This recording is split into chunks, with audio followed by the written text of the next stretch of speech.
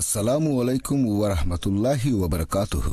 আল্লাহ তাআলার দয়া, শান্তি এবং রহমত আপনাদের সবার উপরে বর্ষিত হোক। আমি ডক্টর মোহাম্মদ নায়েক, আজকের এই অনুষ্ঠানের কোঅর্ডিনেটর। এই অনুষ্ঠানটি সরাসরি সম্প্রচার করা হয়েছে পিস টিভিতে, আর ইনশাল্লাহ পরবর্তীতে দেখানো হবে অন্যান্য চ্যানেলে। অনুষ্ঠান শুরু করার আগে আমি আপনাদেরকে এই বিতর্ক অনুষ্ঠানের পটভূমিকা সম্পর্কে কিছু কথা বলি।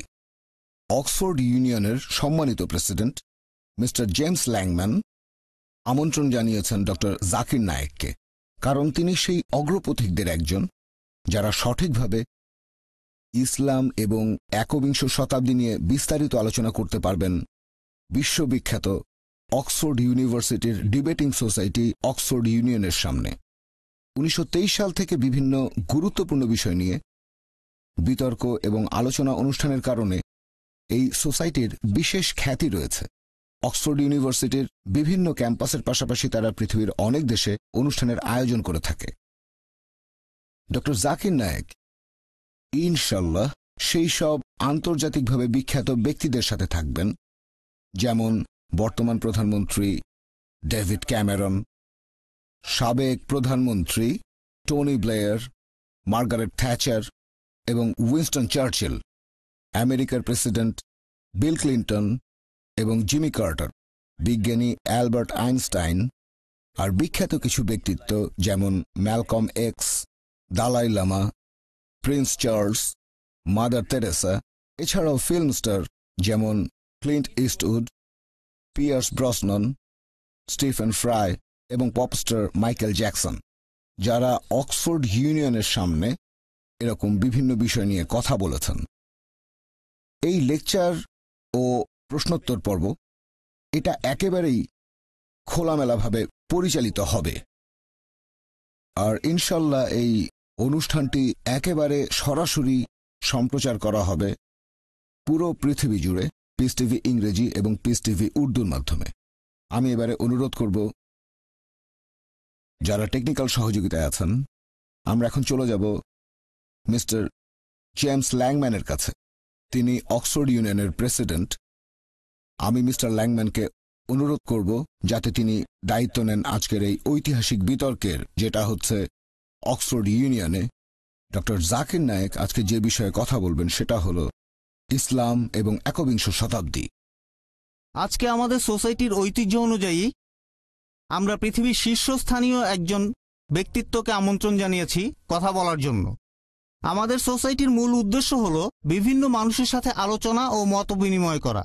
আজকের অনুষ্ঠানটিও ব্যতিক্রম নয়। আপনাদের সবাইকে জানিয়ে রাখছি, লেকচার শেষে আপনারা চাইলে বক্তাকে প্রশ্ন করতে পারেন। তাহলে আসুন এবারে আমরা সোসাইটির সবাই মিলে স্বাগত জানাই ডক্টর জাকির নায়েককে আমাদের সামনে কথা বলার জন্য।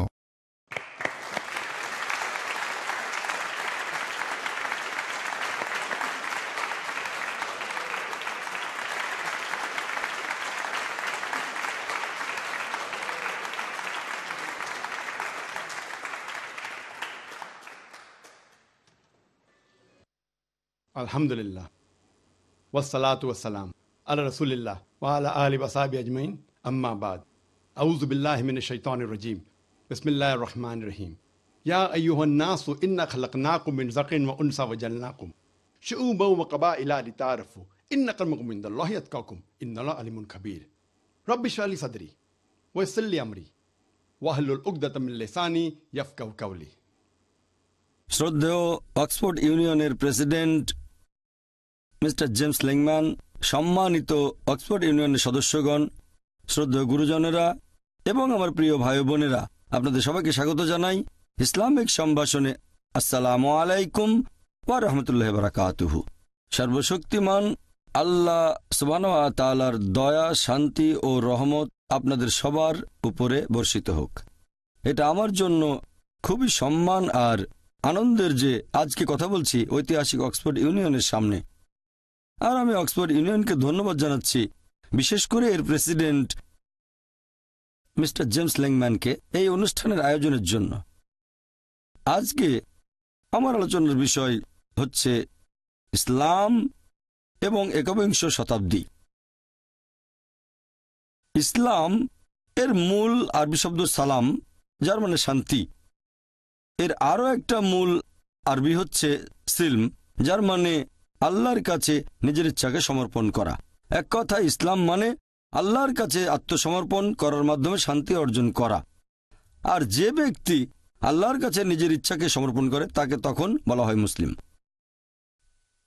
অনেক মানুষেরই ভুল ধারণা আছে যে ইসলাম একটা নতুন ধর্ম, যেটা এই পৃথিবীতে এসেছে 1400 বছর আগে, আর নবী মুহাম্মদ সাল্লাল্লাহু আলাইহি সাল্লাম হলেন এই ধর্মের প্রতিষ্ঠাতা। সত্যি বলতে ইসলাম এই পৃথিবীতে রয়েছে স্মরণাতীত কাল থেকে, যখন থেকে মানুষ এই পৃথিবীতে পা রেখেছে। আর নবী মুহাম্মদ সাল্লাল্লাহু আলাইহি সাল্লাম তিনি এই ধর্মের প্রতিষ্ঠাতা নন, বরং তিনি হলেন আল্লাহ সুবহানাহু ওয়া তাআলার সর্বশেষ ও চূড়ান্ত রাসূল। ইসলাম ধর্মের ভিত্তি হচ্ছে পবিত্র কোরআনের বিভিন্ন শিক্ষা, যেটা এই পৃথিবীতে এসেছে 1400 বছর আগে।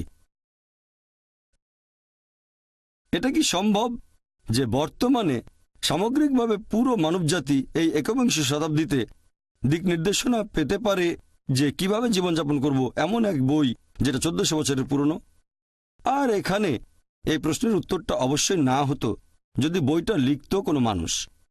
তবে এই পবিত্র কোরআন হচ্ছে আল্লাহ সুবহানাহু ওয়া তাআলার সর্বশেষ ও চূড়ান্ত আসমানি কিতাব, যেটা নাজিল হয়েছিল সর্বশেষ ও চূড়ান্ত নবী মুহাম্মদ সাল্লাল্লাহু আলাইহি সাল্লামের উপরে। পবিত্র কোরআন হচ্ছে মানবতার প্রকাশ্য ঘোষণা। এটা হচ্ছে দয়া ও জ্ঞানের এক ঝর্ণাধারা, বিপদগামীদের দিক নির্দেশনা, অসতর্কদের সতর্কবাণী, দ্বিধাগ্রস্তদের জন্য নিশ্চয়তা, নিপীড়িতদের জন্য সান্ত্বনার বাণী, আর হতাশাগ্রস্তদের জন্য আশার আলো। পবিত্র কোরআন আল্লাহ তাআলার সর্বশেষ ও চূড়ান্ত আসমানি কিতাব, যেটা নাজিল হয়েছিল সর্বশেষ ও চূড়ান্ত নবী মুহাম্মদ সাল্লাল্লাহু আলাইহি সাল্লামের উপর। যদি কেউ দাবি করে যে অমুক বইটা আল্লাহর বাণী, যদি প্রমাণ করতে হয় যে বইটা আসলে আল্লাহ সুবহানাহু ওয়া তাআলার বাণী, তাহলে বইটাকে সময়ের পরীক্ষায় পাশ করতে হবে। অনেক আগে একটা সময় ছিল যখন অলৌকিক নিদর্শনের যুগ ছিল। পবিত্র কোরআন হচ্ছে সবচেয়ে সেরা নিদর্শন। পরবর্তীতে আসলো সাহিত্য আর কবিতার যুগ, আর মুসলিমদের পাশাপাশি অমুসলিম আরব বিশেষজ্ঞগণও স্বীকার করেছেন যে পবিত্র কোরআন হচ্ছে আরবি ভাষায় পৃথিবীর বুকে সবচেয়ে সেরা সাহিত্যকর্ম। তবে বর্তমানে কোনো ধর্মগ্রন্থ যদি অনেক কাব্য করে বলে যে পৃথিবী সমতল, কোনো আধুনিক মানুষ কি সেটা বিশ্বাস করবে? অবশ্যই এখানে উত্তর হবে না। কারণটা হচ্ছে এখন সেই সাহিত্য আর কবিতার যুগ নেই। বর্তমানে আমরা রয়েছি বিজ্ঞান আর প্রযুক্তির যুগে। তাহলে আসুন দেখি এই পবিত্র কোরআন আধুনিক বিজ্ঞানের সাথে সামঞ্জস্যপূর্ণ নাকি বেমানান।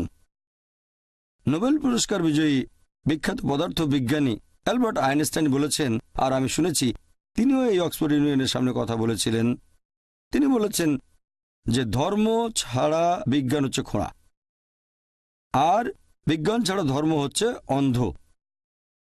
আপনাদের মনে করিয়ে দেই, পবিত্র কোরআন বিজ্ঞান মানে সায়েন্সের বই না, SCIENCE, এটা হচ্ছে সাইনের বই। SIGNS এটা হলো আয়াতের বই, সন্দেহাবদ্ধ কথামালার বই। আর পবিত্র কোরআনে রয়েছে 6000-এরও বেশি সাইন, 6000 আয়াত, আর তার মধ্যে 1000-এর বেশি আয়াত বলছে বিজ্ঞান নিয়ে কথা। আমার আজকের লেকচারে আমি শুধুমাত্র বিজ্ঞানে প্রতিষ্ঠিত সত্যগুলো নিয়ে কথা বলবো। আমি বিজ্ঞানের বিভিন্ন অনুমান বা থিওরি নিয়ে কথা বলবো না, কারণ আমরা জানি যে এই থিওরি বা অনুমান অনেক সময় উল্টো পথে হাঁটা শুরু করে। জ্যোতির্বিজ্ঞানের ক্ষেত্রে কয়েক যুগ আগে 1970-এর দশকে একদল বিজ্ঞানী ব্যাখ্যা করেছিলেন যে এই বিশ্বজগৎ কিভাবে সৃষ্টি হয়েছে, এজন্য তারা নোবেল পুরস্কার পেয়েছিলেন। এটাকে তারা বলেছিলেন বিগ ব্যাং। এই বিজ্ঞানীরা বলেছিলেন যে প্রথমে এই বিশ্বজগৎ ছিল একটা বিন্দু, তারপর সবকিছু আলাদা হয়ে গেল একটা বিস্ফোরণে, তারপর সৃষ্টি হলো গ্যালাক্সি, নক্ষত্র, গ্রহ, সূর্য, পাশাপাশি এই পৃথিবী যেখানে আমরা বাস করি। এটাকে তারা বললেন বিগ ব্যাং। এটা বিজ্ঞানীরা জানতে পেরেছেন 40 বছর আগে, আর কোরআন উল্লেখ করেছে 1400 বছর আগে। সূরা আম্বিয়া অধ্যায় নম্বর 21 আয়াত নম্বর 30 বলা হয়েছে, আওয়ালাম ইয়ারাল্লাযিনা কাফারু, অবিশ্বাসীরা কি এটা দেখে না আন্না সামাওয়াতি ওয়াল আরদা কানাত রাতকান ফাফতাকনাহুমা, আকাশমণ্ডলী ও পৃথিবী ওতপ্রোতভাবে মিশেছিল আর আমি তাদের আলাদা করে দিলাম। এই বিগ ব্যাং যেটা বিজ্ঞানীরা জেনেছে কিছুদিন আগে, সেটা পবিত্র কোরআনে উল্লেখ করা হয়েছে 1400 বছর আগে। আগের দিনে এক সময় মানুষ মনে করত যে পৃথিবী সমতল। এরপর 1577 সালে স্যার ফ্রান্সিস ড্রেক পৃথিবীর চারপাশে জাহাজে করে ঘুরে আসলেন। তখন তিনি প্রমাণ করেছিলেন যে আমরা যে পৃথিবীর বুকে বসবাস করি এটা আসলে বর্তুলাকার। কোরআন এটা বলেছে 1400 বছর আগে, সূরা নাজিয়াত অধ্যায় নম্বর 79 আয়াত নম্বর 30। والأرض بعد ذلك دحاها। এবং তিনি পৃথিবীকে করেছেন ডিম্বাকৃতি। দাহাহা শব্দের আরেকটা মানে হচ্ছে বিস্তৃত, আর আমাদের পৃথিবীও বিস্তৃত। অন্য আরেকটা অর্থের মূল আরবি শব্দ হচ্ছে দুইয়া, যার মানে হচ্ছে ডিম। আর আমরা সবাই জানি যে পৃথিবী একটা বলের মতো গোলাকার নয়, পূর্ব আর পশ্চিমে চাপা, এটা আসলে বর্তুলাকার। আর যদি ভালো করে দেখেন, এই দাহাহা শব্দটা কোনো সাধারণ ডিমকে বোঝাচ্ছে না, এখানে বিশেষ করে উট পাখির ডিমকে বোঝানো হয়েছে। আর খেয়াল করলে বুঝবেন যে একটা উট পাখির ডিমও আসলে বর্তুলাকার। চিন্তা করেন, পবিত্র কোরআন 1400 বছর আগে বলেছে যে এই পৃথিবী আসলে হচ্ছে বর্তুলাকার। আগে মানুষ ভাবত যে চাঁদের আলো তার নিজস্ব আলো। কিছুদিন আগে আমরা জানতে পেরেছি যে চাঁদের আলোটা তার নিজস্ব আলো নয়, এটা আসলে প্রতিফলিত আলো, ধার করা আলো। কোরআন বলছে সূরা ফুরকান অধ্যায় নম্বর 25 আয়াত নম্বর 61, তিনি কত মহান যিনি আকাশে সৃষ্টি করেছেন রাশিচক্র, সেখানে স্থাপন করেছেন সূর্য, প্রদীপ যার নিজস্ব আলো, এবং চাঁদ যার ধার করা আলো, প্রতিফলিত আলো। তাহলে কোরআন বলছে চাঁদের আলোটা প্রতিফলিত আলো, ধার করা আলো, যেটা বিজ্ঞান জেনেছে কিছুদিন আগে। কিছুদিন আগে মানে 50 বছর আগে, 100 বছর আগে, 200 বছর আগে। আমি যখন স্কুলে ছিলাম, আমি স্কুল পাশ করেছি 1982 সালে, 29 বছর আগে। সেখানে আমি বিজ্ঞানের বইয়ে পড়েছিলাম যে সূর্য কক্ষপথে প্রদক্ষিণ করে, কিন্তু তার নিজ অক্ষের চারপাশে আবর্তিত হয় না। আর কোরআন বলছে সূরা আম্বিয়া অধ্যায় নম্বর 21 আয়াত নম্বর 33, হুয়াল্লাযী খালাকাল লাইলা ওয়ান নাহারা। আল্লাহ সৃষ্টি করেছেন রাত এবং দিন, ওয়াশ-শামস ওয়াল কামার, এবং সূর্য ও চাঁদ, কুল্লুন ফি ফালকি ইয়াসবাহুন, প্রত্যেকে নিজ কক্ষপথে নিজস্ব গতিতে বিচরণ করে। পবিত্র কোরআন বলছে সূর্য আর চাঁদ কক্ষপথে প্রদক্ষিণের পাশাপাশি তাদের নিজ অক্ষের চারপাশেও আবর্তিত হয়। আর এখনকার দিনে মাত্র কয়েক দশক আগে বিজ্ঞানীরা জানতে পেরেছেন সূর্য আবর্তিত হয়, আনুমানিক 25 দিনে সূর্যের একটা আবর্তন সম্পূর্ণ হয়। এখন পৃথিবীর সব দেশের পাঠ্য বইতে এই কথাটা উল্লেখ করা থাকে। তারপরও কিছু মানুষ হয়তো তখন বলবে, এ আর এমন কি যে কোরআনে জ্যোতির্বিজ্ঞানের কথা বলা হয়েছে, কারণ সে সময়ে আরবরা জ্যোতির্বিজ্ঞানে খুব উন্নত ছিল। আমিও একমত যে আরবরা তখন জ্যোতির্বিজ্ঞানে খুব উন্নত ছিল। তবে আপনাদের মনে করিয়ে দিই যে আরবরা জ্যোতির্বিজ্ঞানে অনেক উন্নতি লাভ করতে পেরেছিল পবিত্র কোরআন নাজিল হওয়ার কয়েকশো বছর পরে। তাহলে এই কোরআন থেকে আরবরা জ্যোতির্বিজ্ঞান সম্পর্কে জানতে পেরেছিল, এর উল্টোটা নয়। এরপর হাইড্রোলজির ক্ষেত্রে আমরা স্কুলে থাকতে পানিচক্র পড়েছি। সমুদ্র থেকে পানি উপরে উঠে বাষ্প হয়, মেঘে পরিণত হয়, তারপর একসময় সেটা বৃষ্টি হয়ে মাটিতে পড়ে যায়। এভাবে পানিচক্র সম্পূর্ণ হয়। প্রথমবারের মতো পানিচক্রের বিস্তারিত বর্ণনা দেন স্যার বার্নার্ড প্যালিসি, আর সেটা 1580 সালে। পবিত্র কোরআনেও পানিচক্র সম্পর্কে বিস্তারিত বলা হয়েছে 1400 বছর আগে। কোরআন বলছে সমুদ্রের পানি বাষ্প হয়ে উপরে ওঠে, মেঘে পরিণত হয়, মেঘগুলো একত্রিত হয়ে আকাশে ভেসে বেড়ায়, বৃষ্টি হয়ে সেটা মাটিতে পড়ে যায়, পানির স্তর আবার ভরাট হয়ে পানিচক্র সম্পন্ন হয়। পবিত্র কোরআনে পানিচক্র সম্পর্কে বিস্তারিত বলা হয়েছে অনেকগুলো আয়াতে। সূরা আল জুমার অধ্যায় নম্বর 39 আয়াত নম্বর 21, সূরা রুম অধ্যায় নম্বর 30 আয়াত নম্বর 24, সূরা মুমিনুন অধ্যায় 23 আয়াত নম্বর 18, সূরা হিজর অধ্যায় নম্বর 15 আয়াত নম্বর 22, এরপর সূরা নূর অধ্যায় নম্বর 24 আয়াত নম্বর 43, সূরা আরফ অধ্যায় নম্বর 7 আয়াত নম্বর 57, সূরা রদ অধ্যায় নম্বর 13 আয়াত নম্বর 17, সূরা ফুরকান অধ্যায় নম্বর 25 আয়াত 48 ও 49, সূরা ফাতির অধ্যায় নম্বর 35 আয়াত নম্বর 9, সূরা ইয়াসিন অধ্যায় নম্বর 36 আয়াত নম্বর 34, সূরা জাসিয়া অধ্যায় নম্বর 45 আয়াত নম্বর 5, সূরা কাফ অধ্যায় নম্বর 50 আয়াত নম্বর 8 ও 9, সূরা ওয়াকিয়া অধ্যায় নম্বর 56 আয়াত নম্বর 68 থেকে 70, এরপর সূরা মুলক অধ্যায় 67 আয়াত নম্বর 30, সূরা তারিক অধ্যায় 86 আয়াত নম্বর 11। এভাবে আমি পবিত্র কোরআনের আরো অনেকগুলো আয়াতের রেফারেন্স দিতে পারি যেখানে পানিচক্র সম্পর্কে বিস্তারিতভাবে বর্ণনা দেওয়া হয়েছে। এরপর সমুদ্রবিদ্যার ক্ষেত্রে পবিত্র কোরআনের একটি আয়াত সূরা ফুরকান অধ্যায় নম্বর 25 আয়াত 53 বলা হয়েছে যে তিনি দুই দরিয়াকে মিলিতভাবে প্রবাহিত করেন, একটি মিষ্ট এবং সুপেয় অন্যটি লোনা এবং খড়। তারা মিলিত হলেও পরস্পর মিশে যায় না, তাদের মাঝে রয়েছে এক অন্তরায় যেটা অতিক্রম করা যায় না। আগেকার দিনে মানুষ এটা জানতো যে পানি দুই প্রকার, মিষ্ট এবং লোনা। তবে কোরআন যারা পড়তো তারা বুঝতে পারতো না যে আল্লাহ এটা বলে কি বোঝাতে চেয়েছেন, যে এই দুই প্রকার পানি মিলিত হয় কিন্তু তারা মিশে যায় না, আর তাদের মধ্যে রয়েছে এক অন্তরায় যা অতিক্রম করা যায় না। এখন বিজ্ঞান ও প্রযুক্তি উন্নত হওয়ার কারণে আমরা জানতে পেরেছি যখন এক ধরনের পানি আরেক ধরনের পানির মধ্যে প্রবাহিত হয়, তখন যে পানিটা প্রবাহিত হচ্ছে সেটা তার উপাদান হারিয়ে অন্য পানির মতো হয়ে যায়। এটাকে এখনকার বিজ্ঞান বলে পরিবর্তনকালীন সমরূপ এলাকা, আর পবিত্র কোরআন এটাকে বলে বারজাক, এক অন্তরায়। আর এটা আপনারা দেখতে পাবেন কেপ পয়েন্ট, দক্ষিণ আফ্রিকার একেবারে দক্ষিণাঞ্চলে। সেখানে আপনারা এই দুই ধরনের পানির মধ্যেকার পার্থক্যটা চোখে দেখেও বুঝতে পারবেন। আর প্রফেসর হে, একজন বিখ্যাত সমুদ্র বিজ্ঞানী, তিনি বলেছেন যে মানুষ এটা জানতে পেরেছে কিছুদিন আগে। এটা ব্যাখ্যা করা আসলে কঠিন যে কোরআন কিভাবে এই কথাটা বলেছে 1400 বছর আগে। এরপর জীববিদ্যার ক্ষেত্রে পবিত্র কোরআন বলছে, সূরা আম্বিয়া অধ্যায় নম্বর 21 আয়াত নম্বর 30, এবং প্রাণবান সমস্ত কিছু সৃষ্টি করলাম পানি থেকে, এরপরেও কি তারা বিশ্বাস করবে না? চিন্তা করেন আরবের সেই শুষ্ক মরুভূমিতে কোরআন বলছে প্রাণবান সবকিছু সৃষ্টি হয়েছে পানি থেকে। এই কথাটা কে বিশ্বাস করত? বর্তমানে বিজ্ঞান আর প্রযুক্তি উন্নত হয়, আমরা জানতে পেরেছি যে প্রত্যেকটা জীবের শরীরের মধ্যে কোষ থাকে, আর কোষের একটা মূল উপাদান হচ্ছে সাইটোপ্লাজম, যার শতকরা 80 পানি। এখন বিজ্ঞান আমাদের বলে যে প্রত্যেক জীবদেহে শতকরা 50 থেকে 90 পানি। উদ্ভিদবিদ্যার ক্ষেত্রে আগেকার দিনে আমরা জানতাম না যে গাছপালার মধ্যে পুরুষ এবং স্ত্রীলিঙ্গ থাকে।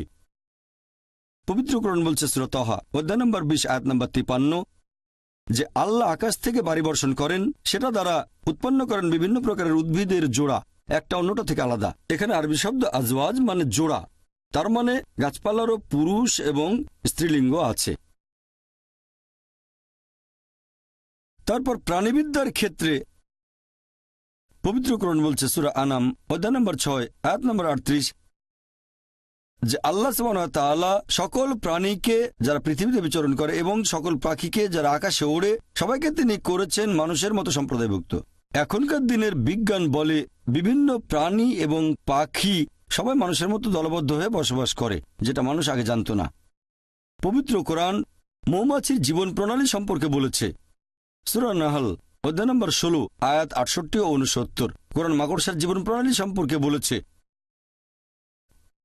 সূরা আনকাবুত অধ্যায় নম্বর 29 আয়াত নম্বর 41। কোরআন পিঁপড়ার জীবন প্রণালী আর যোগাযোগ পদ্ধতি সম্পর্কেও বলেছে সূরা নামল অধ্যায় নম্বর 27 আয়াত 17 ও 18।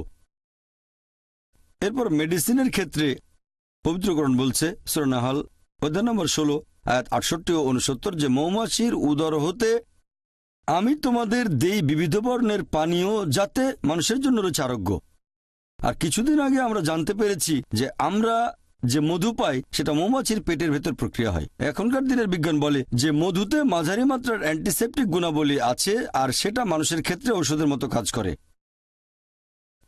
তারপর শরীরবৃদ্ধার ক্ষেত্রে কোরআন বলছে রক্ত সংবহন এবং দুধ উৎপাদনের কথা বর্ণনা করেছে সূরা নাহল অধ্যায় নম্বর 16 আয়াত নম্বর 66। কোরআন অবতীর্ণ হওয়ার 600 বছর পরে ইবনে নাফিস তিনি জীবদেহে রক্ত সংবহন এবং দুধ উৎপাদনের ব্যাপারটা পৃথিবীর সামনে তুলে ধরেন। এর 400 বছর পরে, তার মানে কোরআন অবতীর্ণ হওয়ার 1000 বছর পরে, উইলিয়াম হার্ভে পশ্চিমা বিশ্বে এই ধারণাটা প্রচার করেন। আমরা উইলিয়াম হার্ভের নাম জানি, কিন্তু খুব কম লোকই ইবনে নাফিসের নামটা জানে। তিনি উইলিয়াম হার্ভের 400 বছর আগেই রক্ত সংবহন আর দুধ উৎপাদন সম্পর্কে বর্ণনা করেছেন। তারপর ভ্রূণবিদ্যার ক্ষেত্রে পবিত্র কোরআন মানব ভ্রূণের বিভিন্ন পর্যায় বা স্তরের কথা একেবারে বিস্তারিতভাবে বর্ণনা করেছে সূরা মুমিনুনে অধ্যায় নম্বর 23 আয়াত 12 থেকে 14। বলা হয়েছে প্রথমে ছিল নুতফা, তারপর সেটা হলো আলাকা, তারপর মুদগা, এরপর ইজামা। মানুষ হলো তুচ্ছ শুক্রাণু হতে পরিণত এক অনন্য সৃষ্টি।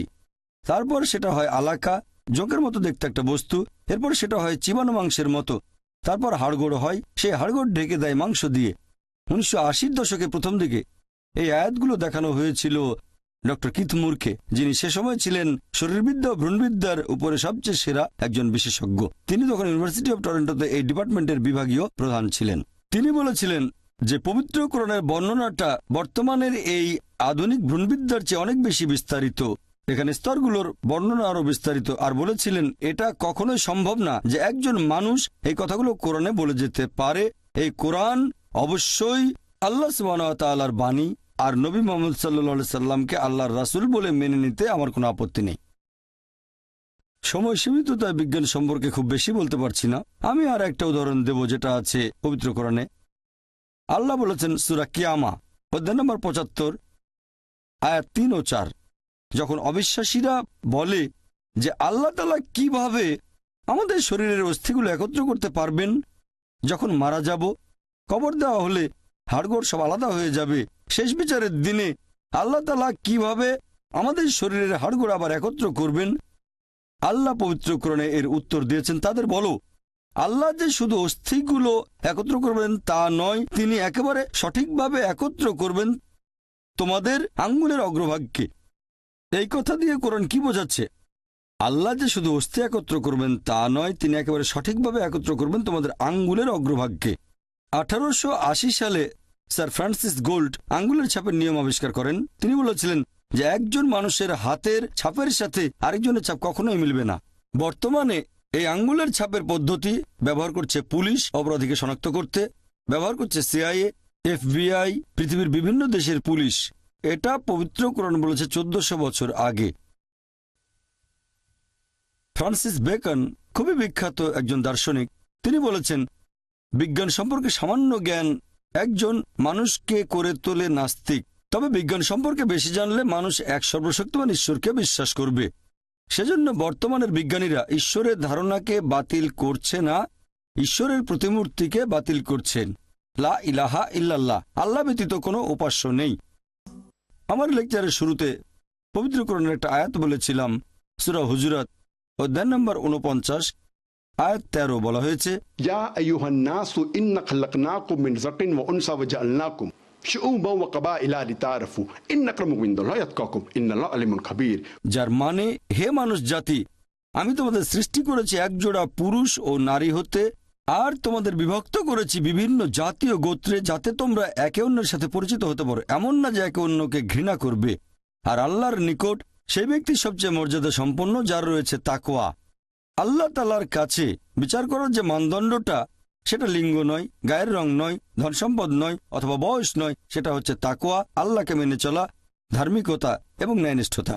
যেটা দিয়ে একজন মানুষ আরেকজনের চেয়ে বেশি মর্যাদা পেতে পারে সেটা হচ্ছে ন্যায়নিষ্ঠতা এবং ধার্মিকতা, অন্য কোনো মানদণ্ড নেই। কোরআন বলছে সূরা রুম অধ্যায় নম্বর 30 আয়াত নম্বর 22, আল্লাহর নিদর্শনগুলোর মধ্যে রয়েছে আকাশমণ্ডলী ও পৃথিবী এবং তোমাদের ভাষা ও বর্ণের বৈচিত্র্য, এতে জ্ঞানীদের জন্য বহু নিদর্শন রয়েছে। পবিত্র কোরআন বলছে তিনি মানুষের গায়ের রং আর ভাষার মধ্যে বৈচিত্র্য দিয়েছেন, যাতে করে জ্ঞানীরা বুঝতে পারে যে এটা আল্লাহ সুবহানাহু ওয়া তাআলার নিদর্শন। এখানে বলা হয়েছে সার্বজনীন ভ্রাতৃত্বের কথা, যে আল্লাহ তাআলা আমাদের পুরো মানুষ জাতিকে সৃষ্টি করেছেন একজোড়া পুরুষ ও নারী হতে, আদম ও হাওয়া, ওনারা শান্তিতে থাকুন। আল্লাহ সুবহানাহু ওয়া তাআলা বলেছেন সূরা ইসরা অধ্যায় নম্বর 17 আয়াত নম্বর 70, ওয়ালাকাদ কাররামনা বনি আদমা, আমি আদম সন্তানকে মর্যাদা দান করেছি।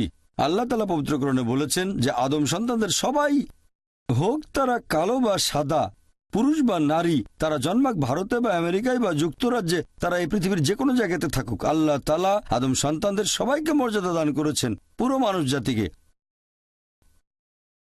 আর ইসলাম সার্বজনীন ভ্রাতৃত্বের কথা বলার পাশাপাশি একেবারে হাতে কলমে দেখিয়ে দেয় যে প্রত্যেক মুসলিম যারা ইসলাম ধর্ম পালন করে তারা প্রতিদিন কমপক্ষে 5 বার এই কাজটাকে করে দেখাবে। আমি এখানে ইসলাম ধর্মের একটা স্তম্ভের কথা বলছি, সালাত বা নামাজ, প্রার্থনা করা।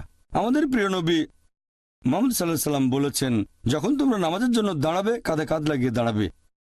আপনার পাশে যে লোকটা দাঁড়িয়ে আছে, হোক সে কালো বা সাদা, ধনী বা গরিব, রাজা বা ফকির, যখন আপনি নামাজ পড়তে দাঁড়াবেন কাঁধে কাঁধ লাগিয়ে দাঁড়াবেন।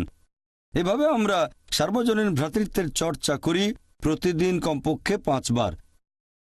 এই ভ্রাতৃত্বের আরেকটা উদাহরণ হলো হজ। এটা ইসলাম ধর্মের আরেকটা স্তম্ভ। যেসব ধনী লোকের সামর্থ্য আছে, যাদের স্বাস্থ্য উপযোগী মক্কা ভ্রমণের জন্য হজ করতে, তারা জীবনে অন্তত একবার সেখানে যাবে। আর হজ হচ্ছে পৃথিবীর মধ্যে সবচেয়ে বড় বার্ষিক সম্মেলন, যেখানে 30 থেকে 40 লাখ মানুষ আসে পৃথিবীর বিভিন্ন দেশ থেকে, যেমন আমেরিকা, কানাডা, যুক্তরাজ্য, মালয়েশিয়া, পৃথিবীর বিভিন্ন দেশ থেকে সবাই এসে আরাফাত ময়দানে তারা একত্রিত হয়। আর সে সময় তারা পরে থাকে 2 টুকরো সেলাই না করা কাপড়, সাদা রঙের কাপড়। আপনি বুঝতে পারবেন না আপনার পাশে যে লোকটা দাঁড়িয়ে আছে সে রাজা না ফকির। আর সবাই তখন মুখে একটা কথাই বলতে থাকে, লাব্বাইক আল্লাহুম্মা লাব্বাইক, শোনো হে প্রভু, আমরা এসেছি তোমার আহ্বানে। ইসলাম হাতে কলমে সার্বজনীন ভ্রাতৃত্বের চর্চা করে। অনেক ধর্মই বিশ্বাস করে যে মানুষ জাতি সৃষ্টি হয়েছে একজোড়া পুরুষ ও নারী হতে, আদম ও হাওয়া। তবে কিছু ধর্ম আছে যারা শুধুমাত্র হাওয়াকে দায়ী করে মানুষ জাতির পতনের জন্য, যে এটাই আদি পাপ। তবে কোরআন পড়লে দেখবেন সেখানে আল্লাহ তাআলার আদেশ অমান্য করার দায়ভারটা দুজনের উপরেই দেওয়া হয়েছে। আদম এবং হাওয়া তারা শান্তিতে থাকুন। কোরআন বলছে সূরা আরফ অধ্যায় নম্বর 7 আয়াত 19 থেকে 27, আদম এবং হাওয়া তারা শান্তিতে থাকুন। তাদের দুজনকেই এখানে বেশ কয়েকবার সম্বোধন করা হয়েছে। তারা দুজনেই আল্লাহর আদেশ অমান্য করেছেন, দুজনে তওবা করেছেন, দুজনকে ক্ষমা করা হয়েছে। দায়ভারটা দুজনের উপরই দেওয়া হয়েছে। পবিত্র কোরআনে এরকম একটা আয়াত নেই যেখানে দায়ভারটা শুধু হাওয়াকে দেওয়া হয়েছে। তবে পবিত্র কোরআনে একটা আয়াত আছে সূরা তাহা অধ্যায় নম্বর 20 আয়াত নম্বর 121, বলা হয়েছে এখানে শুধু আদম আলাইহিস সালামকে বলা হয়েছে যে তিনি আল্লাহকে অমান্য করেছেন। তবে সামগ্রিকভাবে কোরআন পড়লে দেখবেন দায়ভার দুজনের উপরই সমানভাবে দেওয়া হয়েছে। এরকম কিছু ধর্ম আছে আর তারা বলে যে মানব জাতির পতনের জন্য দায়ী হলো নারী। ইসলাম এটাতে বিশ্বাস করে না। কিছু ধর্ম বলে এই কারণে হাওয়াকে আল্লাহ শাস্তি দিয়েছেন, আর প্রসব যন্ত্রণা হচ্ছে মহিলাদের উপর আল্লাহর অভিশাপ এবং শাস্তির ফল। তবে ইসলামে গর্ভধারণ মহিলাদের সম্মান বাড়িয়ে দেয়। কোরআন বলছে সূরা নিসা অধ্যায় নম্বর 4 আয়াত নম্বর 1, তোমাকে ধারণ করা গর্ভকে শ্রদ্ধা করো। কোরআন বলছে সূরা লুকমান অধ্যায় নম্বর 31 আয়াত নম্বর 14, আমি মানুষকে নির্দেশ দিয়েছি বাবা মার সাথে সদাচরণ করার জন্য। অনেক কষ্ট বরণ করে মা তার সন্তানকে গর্ভধারণ করে এবং তার দুধ ছাড়ানো হয় 2 বছরে। কোরআনে কথাটা আবার বলা হয়েছে সূরা আহকাফ অধ্যায় নম্বর 46 আয়াত নম্বর 15, আমি মানুষকে বাবা মার সাথে সদ্ব্যবহার করার নির্দেশ দিয়েছি। কষ্টের সাথে মা তাকে গর্ভে ধারণ করে এবং প্রসব করে কষ্টের সাথে। তাহলে গর্ভধারণ মহিলাদের মর্যাদা বাড়িয়ে দেয়, কোনোভাবেই তাদের ছোট করে না। আর আমাদের প্রিয় নবী বলেছেন, এটা আছে সহিহ বুখারীতে।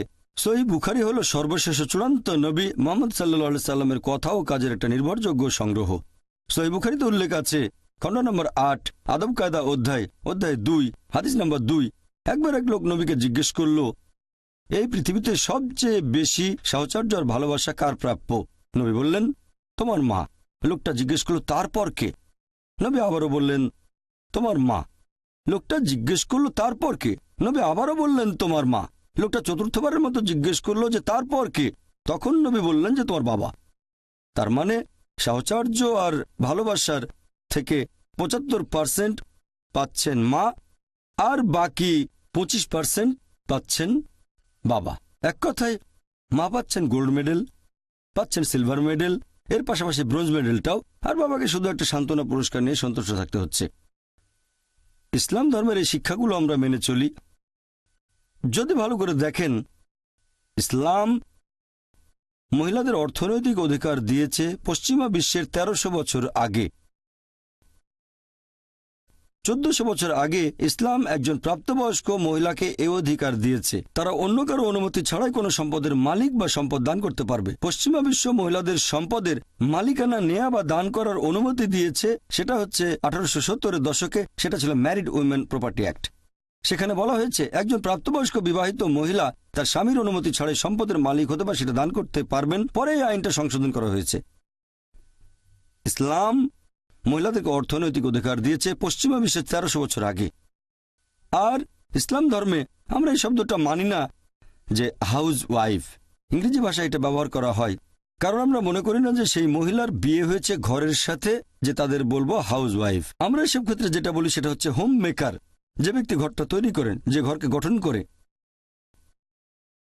যদিও অনেকেরই ইসলাম সম্পর্কে ভুল ধারণা আছে, আর অনেকেই মনে করে যে ইসলাম ধর্মে পুরুষ এবং নারী সমান নয়।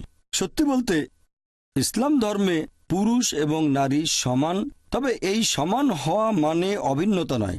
তারা সমান, তবে একই রকম নয়। আছে তাদের শারীরিক গঠনে পার্থক্য, মানসিক গঠনে পার্থক্য, প্রাকৃতিক গঠনে পার্থক্য, তাদের ভূমিকাও আলাদা। সব মিলিয়ে পুরুষ এবং নারী সমান। কিছু কিছু ক্ষেত্রে মহিলারা হয়তো কিছুটা এগিয়ে আছে, আবার কিছু ক্ষেত্রে পুরুষ হয়তো এগিয়ে আছে। আপনাদের একটা উদাহরণ দেই। মনে করেন একটা ক্লাসে দুজন ছাত্র এ আর বি, তারা দুজনেই প্রথম হলো একটা পরীক্ষায়, দুজনে 180 পেয়েছে। যখন পরীক্ষার খাতাটা দেখলেন সেখানে 10টা প্রশ্ন, মানে 10টা উত্তর, ধরেন প্রত্যেকটাতে 10 নাম্বার।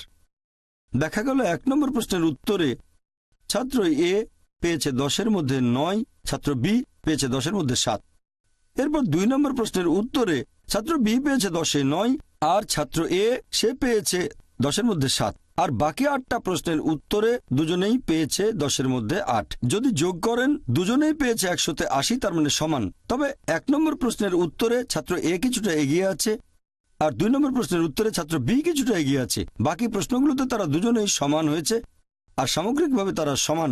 একইভাবে ইসলাম ধর্মে পুরুষ এবং নারী সমান। কিছু কিছু ক্ষেত্রে পুরুষরা কিছুটা এগিয়ে আছে, আর কিছু কিছু ক্ষেত্রে মহিলারা কিছুটা এগিয়ে আছে। যেমন ধরেন, যদি একজন চোর, একজন ডাকাত আমার ঘরে ঢোকে, তখন আমি বলবো না যে আমি নারী স্বাধীনতায় বিশ্বাস করি, এটা বলে আমার স্ত্রী বা মেয়েকে লড়াই করতে পাঠিয়ে দেব না।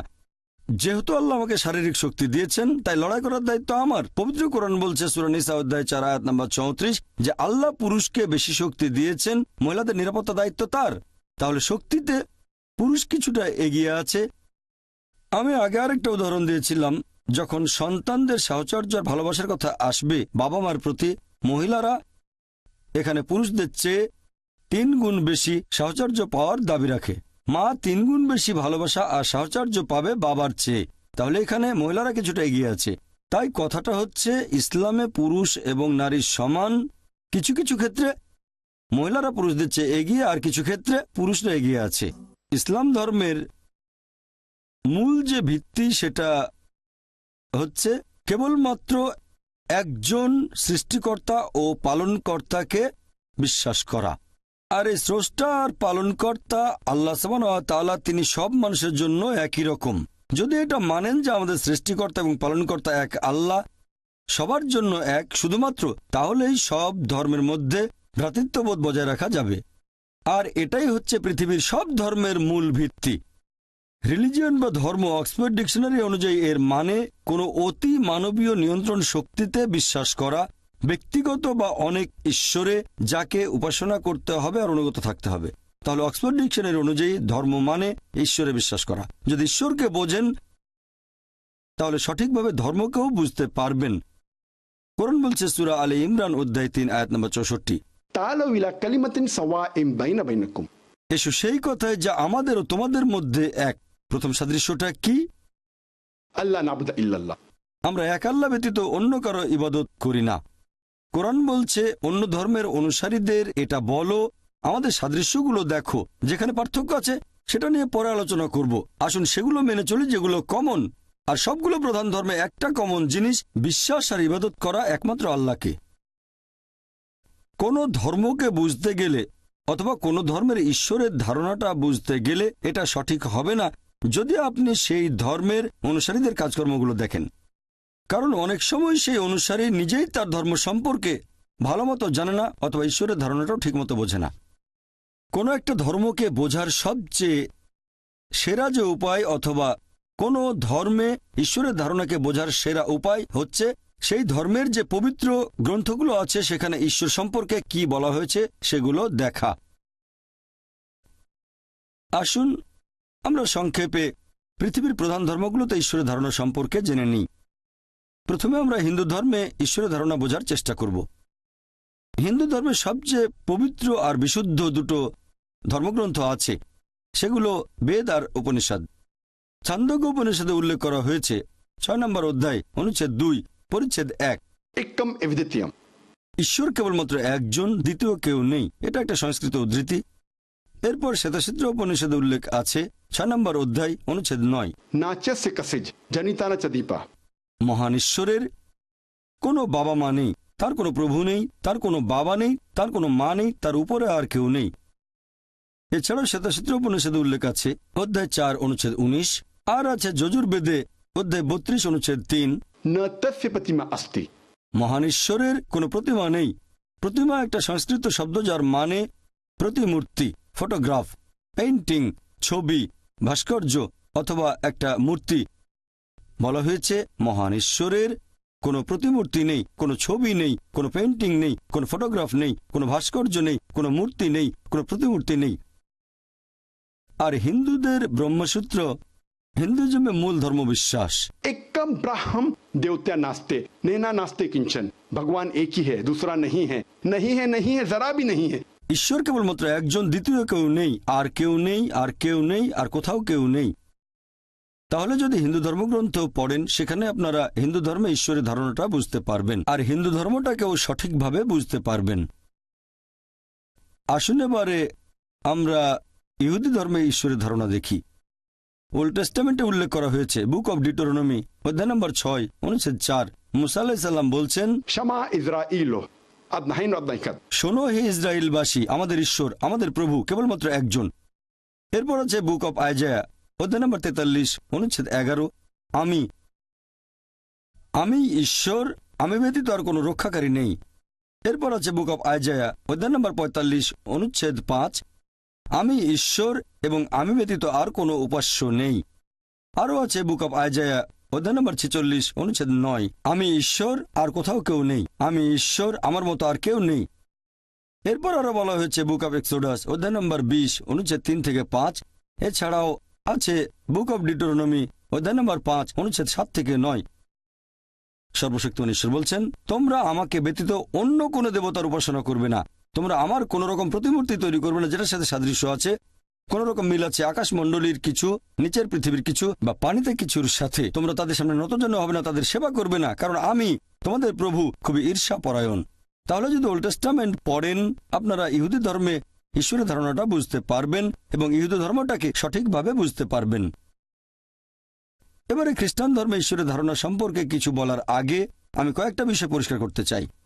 ইসলাম হচ্ছে একমাত্র অখ্রিস্টান ধর্ম যেখানে ধর্মবিশ্বাসের অন্যতম ভিত্তি যীশুখ্রিস্টকে নবী ও রাসূল বলে মানতে হবে। সেই মুসলিম আসলে মুসলিমই না যে যীশুখ্রিস্টকে নবী ও রাসূল বলে মানে না। আমরা মানি যে তিনি আল্লাহ তাআলার অন্যতম প্রধান একজন নবী ও রাসূল ছিলেন। বিশ্বাস করি যে তিনি ছিলেন মসীহ অর্থাৎ খ্রিস্ট। বিশ্বাস করি যে তিনি অলৌকিকভাবে জন্মেছিলেন কোনো পুরুষের হস্তক্ষেপ ছাড়াই, যেটা এখনকার দিনের অনেক আধুনিক খ্রিস্টানই বিশ্বাস করে না। বিশ্বাস করি যে তিনি আল্লাহর আদেশে মৃত ব্যক্তিকে জীবন দিয়েছেন। বিশ্বাস করি যে তিনি আল্লাহর আদেশে জন্মান্ধর কুষ্ঠরোগীদের সুস্থ করে তুলেছিলেন। খ্রিস্টান আর মুসলিমরা এখানে আমরা এক। প্রশ্ন করতে পারেন, তাহলে পার্থক্যটা কোথায়? আমাদের পার্থক্য হচ্ছে অনেক খ্রিস্টানই বিশ্বাস করে বা বেশিরভাগ খ্রিস্টান বিশ্বাস করে যে যীশু খ্রিস্ট বা ঈসা আলাইহিস সালাম নিজেকে ঈশ্বর বলে দাবি করেছেন, বিশ্বাস করে যে তিনি সর্বশক্তিমান ঈশ্বর। সত্যি বলতে আপনারা যদি বাইবেল পড়েন, গোটা বাইবেলে একেবারে পরিষ্কার করে বলা, গোটা বাইবেলে স্পষ্ট করে বলা এমন একটাও অনুচ্ছেদ খুঁজে পাবেন না যেখানে যীশু খ্রিস্ট বা ঈসা আলাইহিস সালাম নিজের মুখে বলেছেন যে আমি ঈশ্বর অথবা তোমরা আমার উপাসনা করো। সত্যি বলতে যদি বাইবেল পড়েন, গসপেল অফ জনে বলা হয়েছে অধ্যায় নম্বর 14 অনুচ্ছেদ 28, যীশুখ্রিস্ট নিজের মুখে বলেছেন আমার পিতা আমার চেয়ে মহান। গসপেল অফ জন অধ্যায় 10 অনুচ্ছেদ 29, আমার পিতা সবার চেয়ে মহান। গসপেল অফ ম্যাথিউ অধ্যায় নম্বর 12 অনুচ্ছেদ 28, আমি ঈশ্বরের আত্মার সাহায্যে শয়তানকে তাড়িয়ে দেই। গসপেল অফ লুক অধ্যায় 11 অনুচ্ছেদ 20, আমি ঈশ্বরের আঙ্গুলের সাহায্যে শয়তানকে তাড়িয়ে দিই। গসপেল অফ জন অধ্যায় নম্বর 5 অনুচ্ছেদ 30, আমি নিজের থেকে কিছুই করতে পারি না, আমি যেমন শুনি তেমন বিচার করি, আর আমার বিচার ন্যায্য, কারণ আমি নিজের ইচ্ছা পূরণ করি না, আমার পিতার ইচ্ছা পূরণ করি। যদি কেউ বলে নিজের ইচ্ছা নয় আল্লাহর ইচ্ছা পূরণ করি, সে একজন মুসলিম।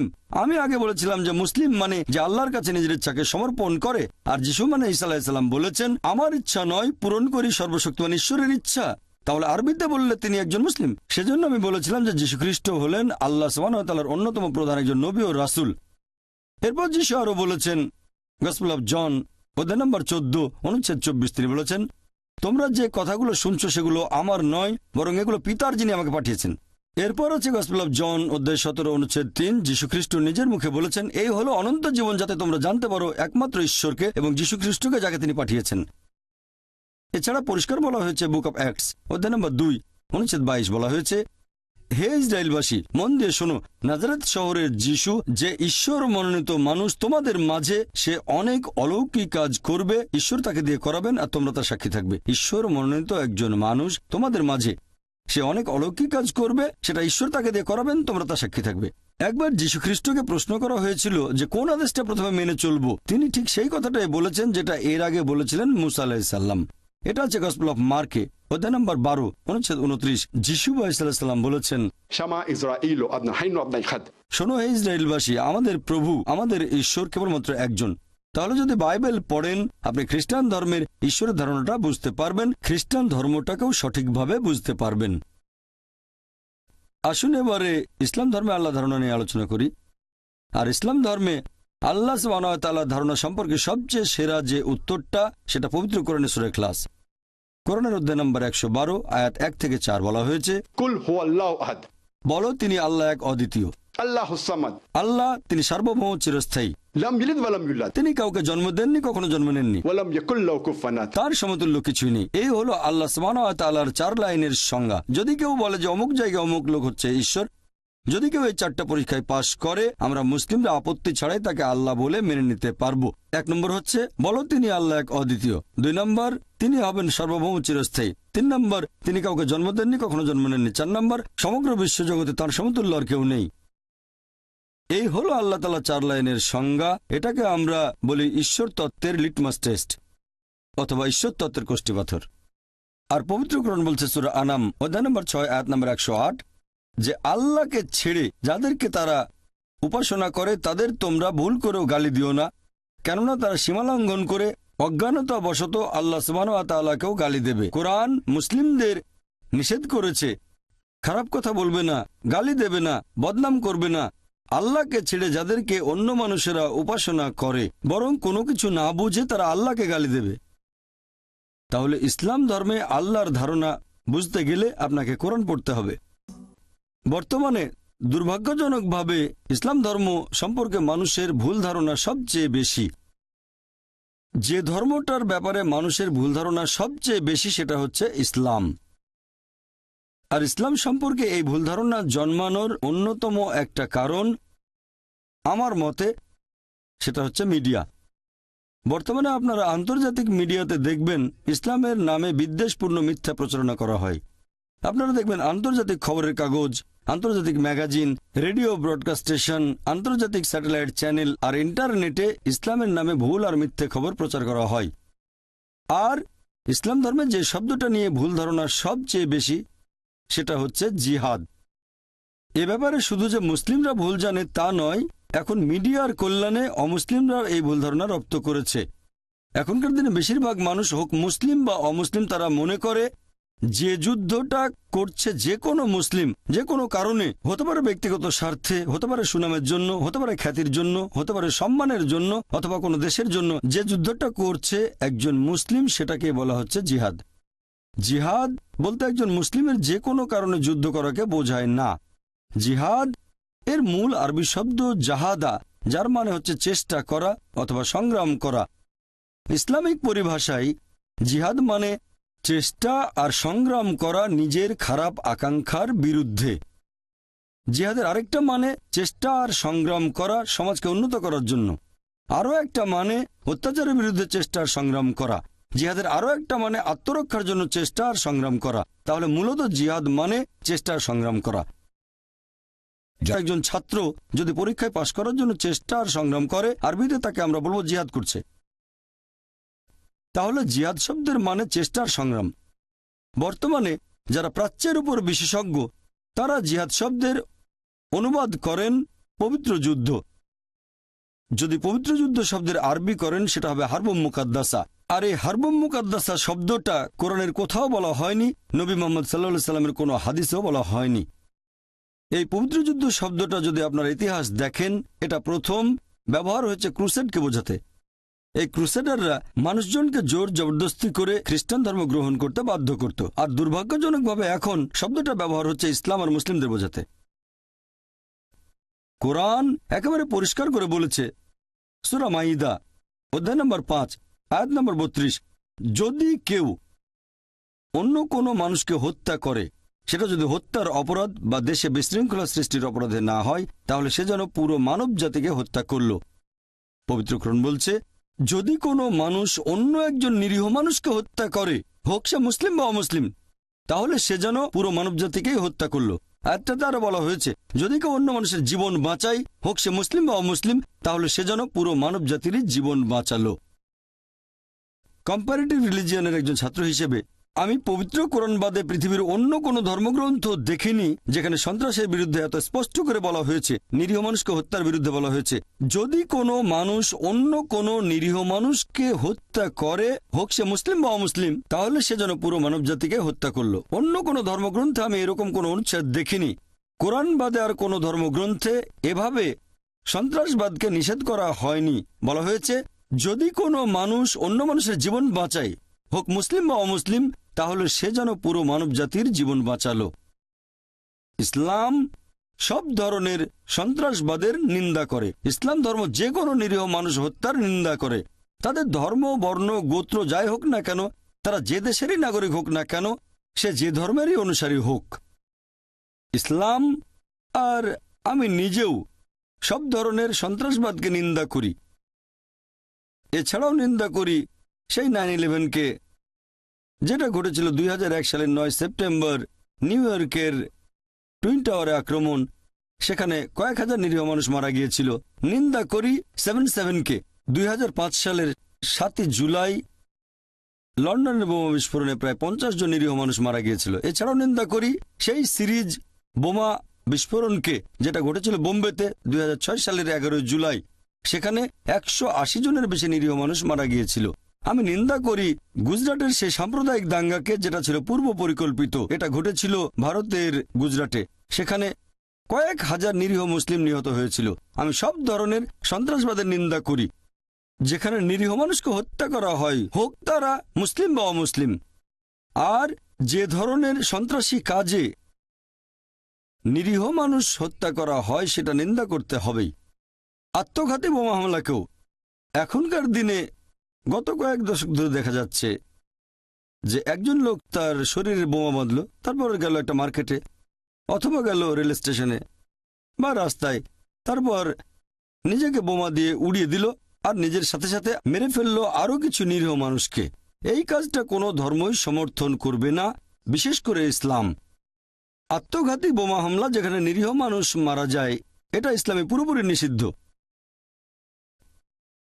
দুর্ভাগ্যজনকভাবে যদিও ইসলাম ধর্ম সব ধরনের সন্ত্রাসবাদকেই নিন্দা করে, অতীতে যত সন্ত্রাসবাদ হয়েছে সবগুলোকে, আর একবিংশ শতাব্দীর সন্ত্রাসকেও নিন্দা করে।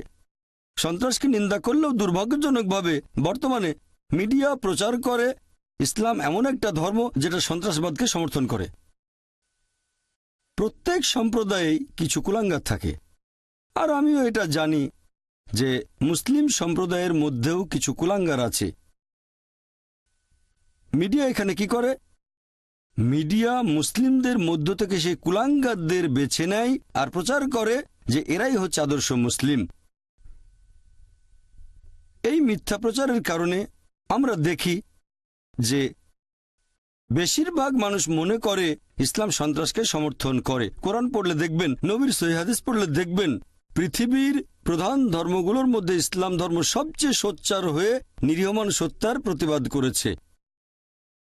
আর মিডিয়ার প্রচারণার ফলে যারা নেতিবাচক মনোভাবের শিকার হন তাদের মধ্যে আমিও একজন। 8 মাস আগে 2010 সালের জুন মাসে যুক্তরাজ্যে গিয়ে আমার বেশ কয়েকটা লেকচার দেওয়ার কথা ছিল। প্রথম লেকচারটা ছিল ওয়েমলি এরিনায়, লন্ডনের ওয়েমলিতে, তারপর এলজি এরিনা এনএসি বার্মিংহামে, এরপর শেফিল্ডের শেফিল্ড এরিনায়। প্রত্যেকটা এরিনাতে দর্শক ধারণ ক্ষমতা 10 থেকে 15 হাজারের মতো, আর এগুলো খুবই বিখ্যাত। আমার লেকচার ট্যুরের মাত্র 3 সপ্তাহ আগে একটা খবর ছাপানো হলো শীর্ষস্থানীয় একটা পত্রিকা সানডে টাইমসে। সানডে টাইমসে হেডলাইন করা হলো এভাবে, ঘৃণা ছড়িয়ে দেওয়া মুসলিম ধর্মপ্রচারককে ব্রিটেনে ঢুকতে দেওয়া হচ্ছে। পত্রিকাটি আমার লেকচারের অংশবিশেষও তুলে দিল।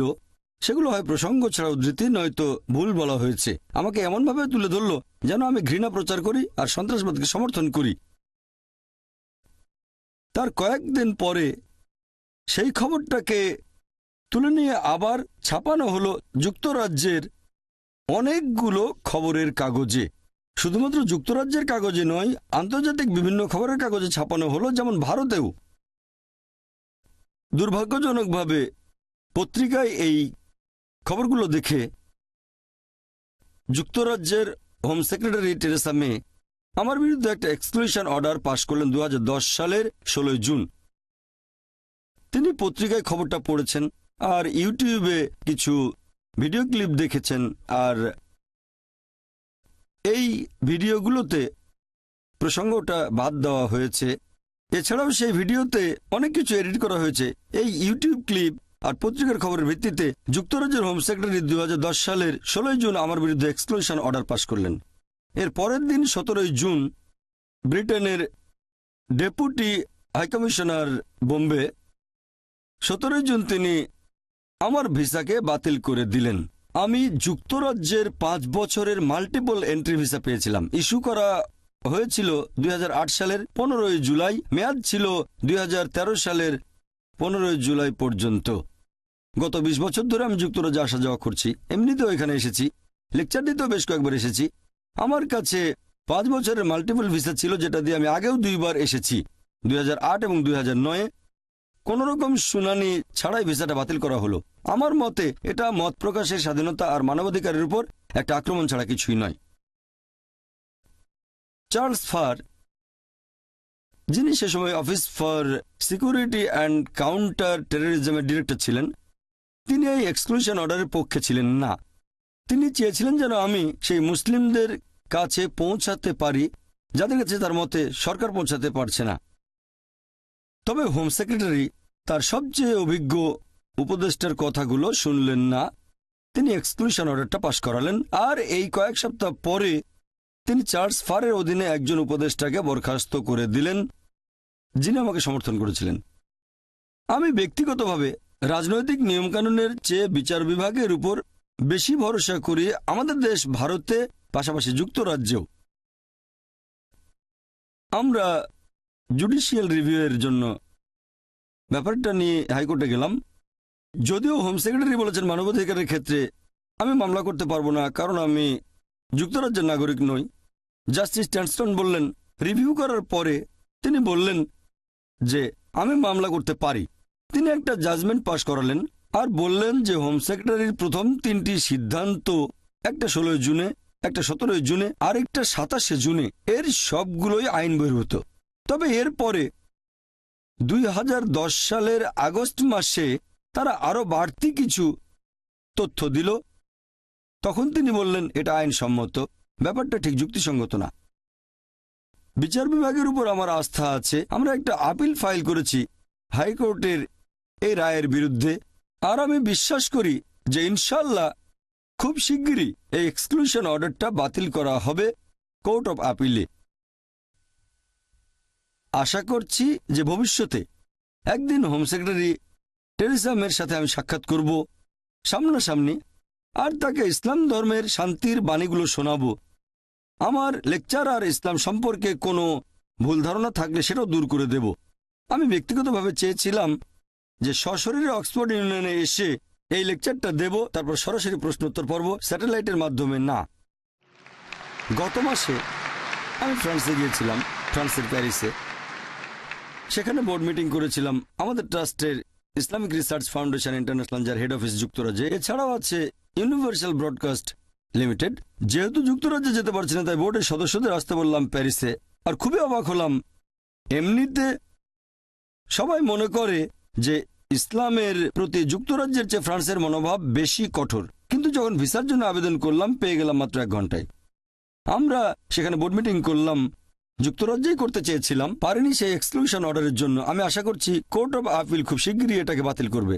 আর যদিও পৃথিবীর মানুষ ভাবতে পারে যে এ ধরনের এক্সক্লুশন অর্ডার মত প্রকাশের স্বাধীনতার উপর একটা আক্রমণ, তবে আমি ধন্যবাদ জানাবো অক্সফোর্ড ইউনিয়নকে যে একটা এক্সক্লুশন অর্ডার পাশ করা হয়েছে আমার বিরুদ্ধে, তারপরও তারা আয়োজন করেছেন এই বিতর্কের বা এই লেকচার আর প্রশ্নোত্তর পর্বের। আমি আন্তরিক ধন্যবাদ জানাচ্ছি অক্সফোর্ড ইউনিয়নকে, বিশেষ করে এর প্রেসিডেন্ট মিস্টার জেমস ল্যাংম্যানকে।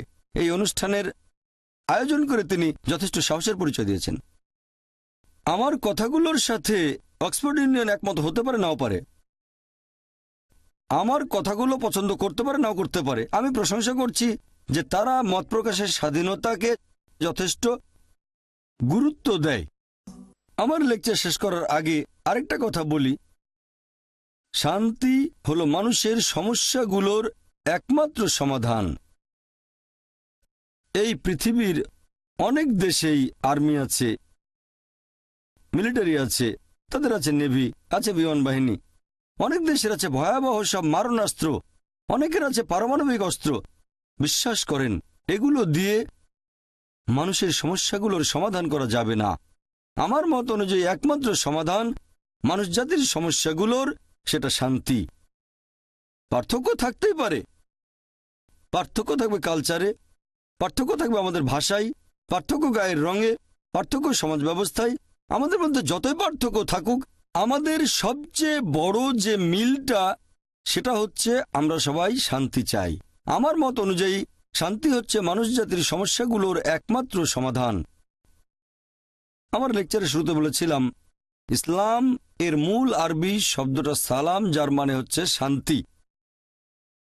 আর এই সালাম শব্দটা পবিত্র কোরআনে আছে সব মিলিয়ে 43 বার, আর বিভিন্ন রূপ ধরলে শব্দটা কোরআনে আছে সব মিলিয়ে 143 বার। সালাম, শান্তি, এই শব্দটা পবিত্র কোরআনে আছে সব মিলিয়ে 143 বার। আর লেকচারের শুরুতে আমি আপনাদের উদ্দেশ্যে বলেছিলাম আসসালামু আলাইকুম, যার মানে সবার উপরে শান্তি বর্ষিত হোক। পবিত্র কোরআন বলছে সূরা ইয়াসিন অধ্যায় নম্বর 36 আয়াত নম্বর 58 যে সালাম হচ্ছে একটা সম্ভাষণ পরম দয়ালু প্রতিপালকের পক্ষ থেকে। আল্লাহ তাআলার অন্যতম একটা বৈশিষ্ট্য হচ্ছে আসসালাম, অর্থাৎ শান্তির উৎস। কোরআন বলছে সূরা আল হাশর অধ্যায় নম্বর 59 আয়াত নম্বর 23, এখানে আল্লাহ সুবহানাহু ওয়া তাআলাকে বলা হয়েছে আসসালাম, শান্তির উৎস। কোরআন বলছে সূরা মাইদা অধ্যায় নম্বর 5 আয়াত নম্বর 16, আল্লাহ তাআলা তাদেরকে পরিচালনা করেন যারা তার কাছে আসে শান্তি ও নিরাপত্তার পথে, তাদেরকে অন্ধকার থেকে বের করে আলোতে নিয়ে যান। আর সেই কারণেই পবিত্র কোরআনের সবগুলো অধ্যায়, কোরআনে মোট 114টা অধ্যায় আছে, 9 নম্বর বাদে সবগুলো অধ্যায় শুরু হয়েছে সুন্দর এই কথা দিয়ে, বিসমিল্লাহির রহমানির রহিম, আল্লাহ সুবহানাহু ওয়া তাআলার নামে শুরু করছি, যিনি দয়াময় পরম দয়ালু। আমার মতে শান্তি হচ্ছে মানুষের সমস্যাগুলোর একমাত্র সমাধান, আর আমার কাজ হচ্ছে শান্তির বাণী প্রচার করা। আমার মিশন শান্তি প্রচার করা। আপনারা অনেকেই হয়তো জানেন যে আমি 5 বছর আগে পিস টিভি নামে একটা গ্লোবাল স্যাটেলাইট চ্যানেল শুরু করেছিলাম 2006 সালের জানুয়ারিতে। 2006 সালের জানুয়ারিতে শুরু করলাম পিস টিভি ইংরেজিতে। 2.5 বছর পরে 2008 সালে পিস টিভি উর্দু, আর ইনশাআল্লাহ আগামী কয়েক মাসের মধ্যে 2011 এপ্রিলে আমরা শুরু করতে যাচ্ছি পিস টিভি বাংলা। বর্তমানে পিস টিভি ইংলিশের দর্শক সংখ্যা পৃথিবী জুড়ে ইসলামিক চ্যানেলগুলোর মধ্যে সবচেয়ে বেশি। আমাদের দর্শক সংখ্যা 10 কোটিরও বেশি, আর তাদের মধ্যে 25%-এরও বেশি দর্শক হচ্ছেন অমুসলিম। যদি আমি মাত্র একজন মানুষকেও বোঝাতে পারি, হোক সে মানুষটা মুসলিম বা অমুসলিম, যদি তাকে বিরত রাখতে পারি একজন নিরীহ মানুষকে হত্যা করা থেকে, আমি মনে করব যে পুরো মানুষ জাতিকে বাঁচিয়েছি। শান্তি হচ্ছে একমাত্র সমাধান। আমি শুধু শান্তির কথাই বলবো। আমার মিশন শান্তির বাণী প্রচার করা। লেকচার শেষ করার আগে আমি ডক্টর অ্যাডাম পিয়ারসনের একটা কথার উদ্ধৃতি দেব। ডক্টর অ্যাডাম পিয়ারসন বলেছেন, মানুষ ভয় পায় যে একদিন পারমাণবিক অস্ত্রগুলো হয়তো আরবদের হাতে চলে যাবে। তারা আসলে বুঝতে পারে না যে ইসলামের বোমা অর্থাৎ শান্তির বোমা পৃথিবীতে অনেক আগেই পড়েছে। এটা পড়েছে যেদিন নবী মুহাম্মদ সাল্লাল্লাহু আলাইহি সাল্লাম জন্মেছিলেন। ওয়া আখিরু দাওয়ানা আলহামদুলিল্লাহি রাব্বিল আলামিন।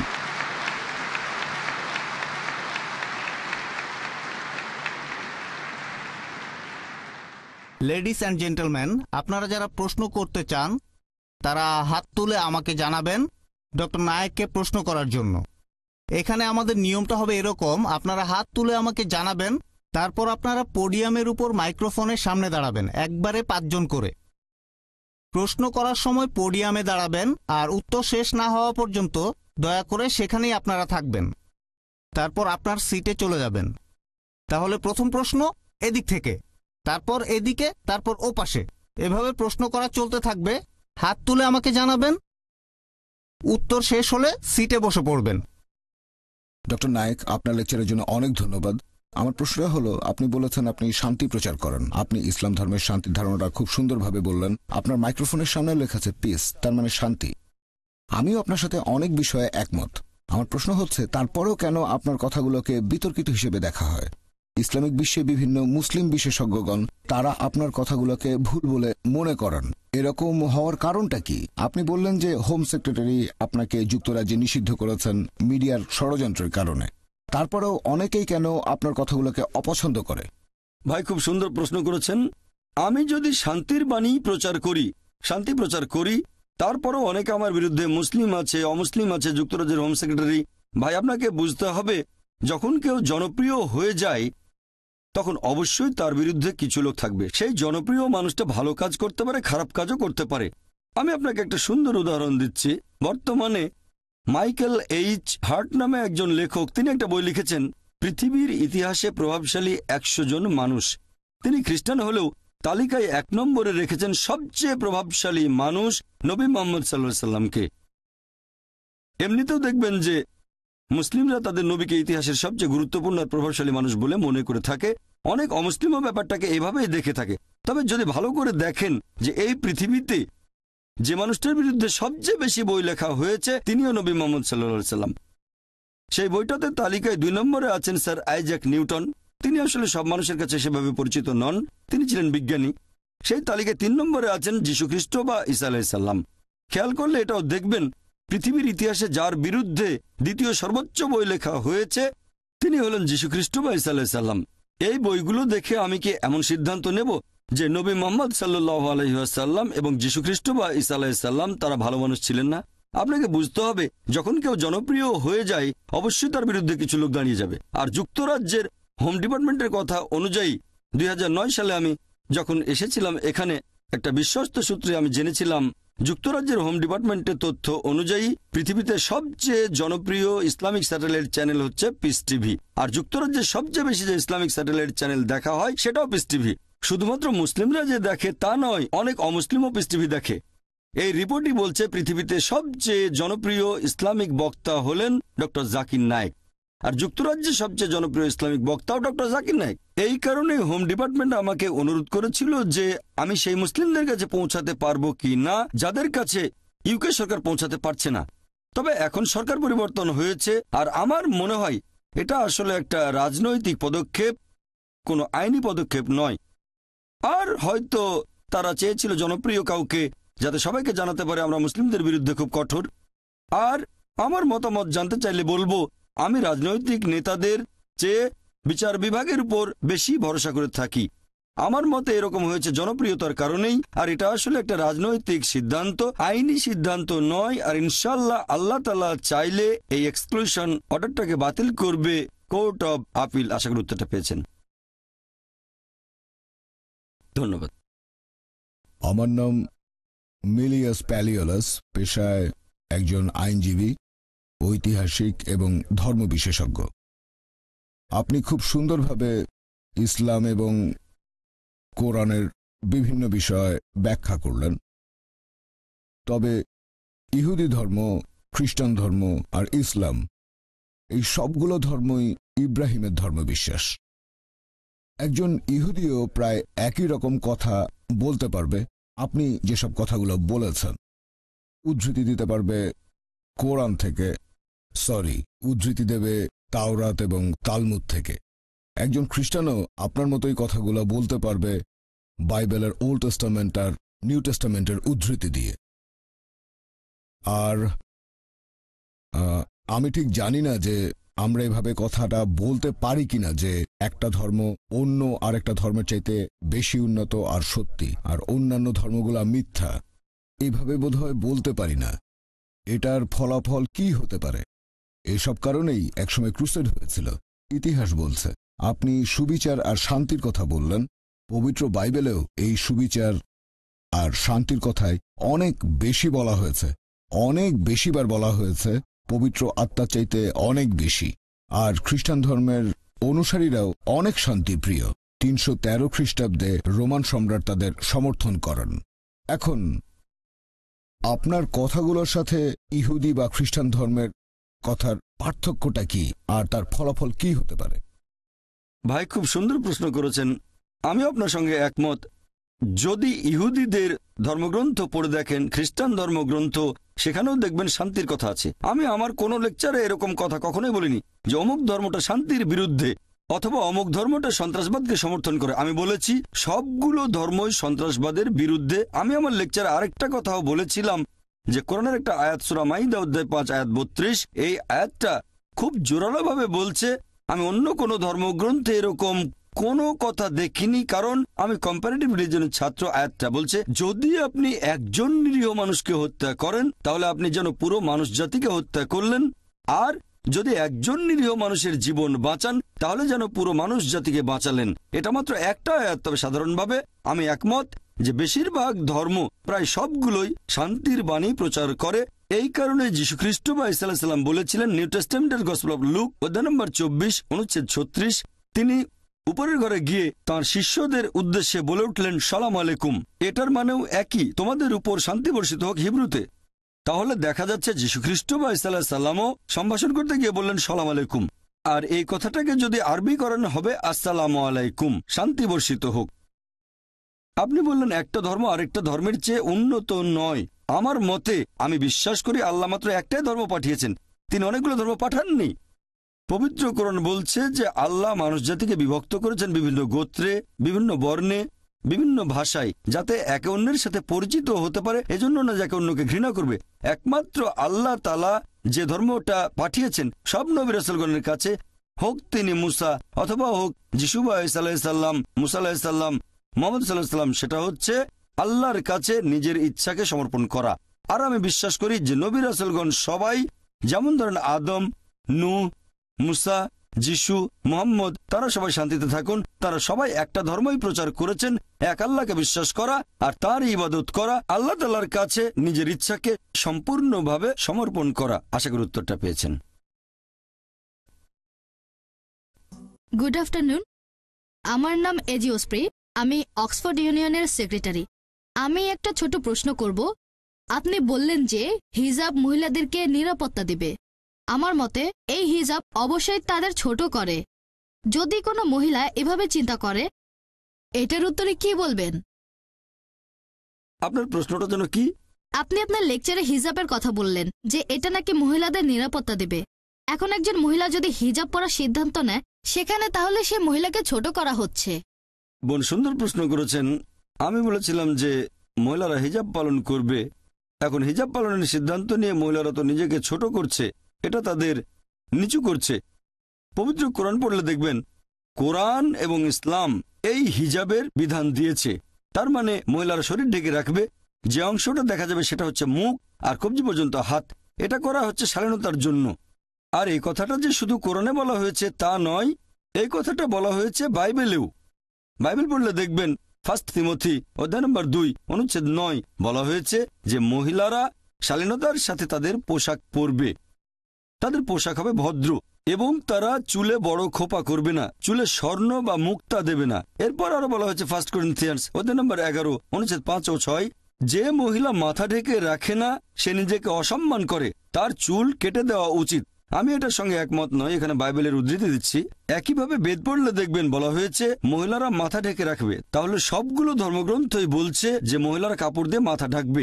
এটা শালীনতার জন্য, এটা মহিলাদের ছোট করার জন্য নয়। আর আপনারা দেখবেন আমার বিরুদ্ধে একটা অভিযোগ করা হয়েছিল এরকম যে ডক্টর জাকির নায়েক বলেছেন মহিলারা যদি হিজাব না পরে আর যদি তারা পশ্চিমা পোশাক পরে তাহলে তাদের ধর্ষণের শিকার হওয়ার সম্ভাবনা থাকে। এখানেও আসলে ভুল উদ্ধৃতি দেওয়া হয়েছে।